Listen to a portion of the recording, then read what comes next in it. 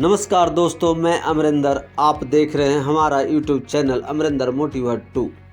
आज मैं आप लोगों को बेहद ही प्रेरणादायी कहानी सुनाने जा रहा हूं, जिसका शीर्षक है आप जैसे हैं वैसे ही खुद को स्वीकार करें।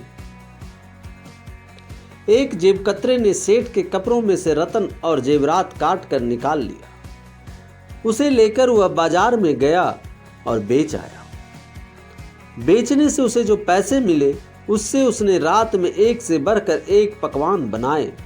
वहीं दूसरा जेबकतरा सुधर चुका था, मगर उसके घर में पैसों की कमी थी। उस रात उसके घर में साधारण सा भोजन भी नहीं बन पाया। एक बार दो जेबकतरों ने अपना वेश बदला और जेतवन में महात्मा बुद्ध के प्रवचन सुनने पहुंच गया। वहां प्रवचन सुनने आए लोगों में दोनों ने जगह बना ली। उनमें से एक जेबकतरा बुद्ध की बातें ध्यान से सुनने लगा। कुछ ही देर में उसने तय कर लिया कि अब जीवन में बुद्ध के बताए मार्ग पर ही चलना है।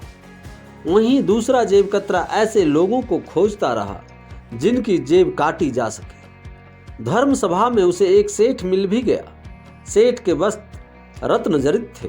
दूसरे जेबकतरे ने सेठ के कपड़ों में से रत्न और जेवरात काट कर निकाल लिया।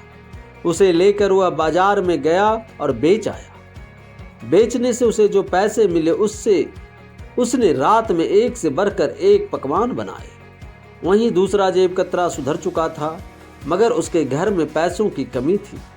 उस रात उसके घर में साधारण सा भोजन भी नहीं बन पाया। उसने रात भूखे रहकर काटी।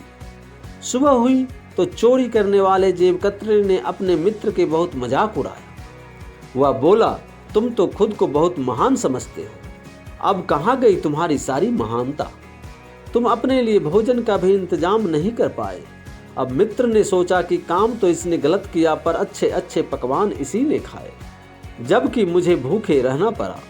वह वापस शास्ता के पास जेतवन पहुंचा और उन्हें पूरी बात बताते हुए पूछा, भंते, मैं उसकी तरह क्यों नहीं सोच पाता? वैसा सोचता तो शायद मैं भी आज सुखी होता।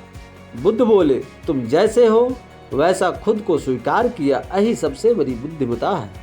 किसी और की तरह बनने की कोशिश करते रहोगे तो ना अपनी तरह से जी पाओगे और ना उसकी तरह बन पाओगे। जैसे हो वैसा ही खुद को स्वीकार करो, वहीं से उत्थान के द्वार खुलते हैं। ओम भगवते वासुदेवाय नमः। ओम भगवते वासुदेवाय नमः।